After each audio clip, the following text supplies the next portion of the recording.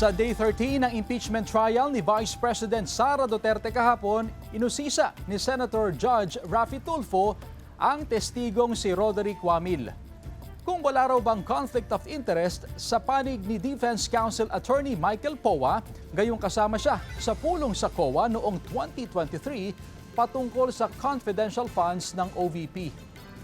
Tugon ni Presiding Officer Cheese Escudero, hindi may tuturing na conflict of interest ang pagiging Defense Counsel ngayon ni POA at pag-attend sa meeting noon sa COA. Ani Escudero, hindi naman daw si POA ang may kaso, kundi si Vice President Sara Duterte. Kaya nag-rest na ng case niya si Tulfo.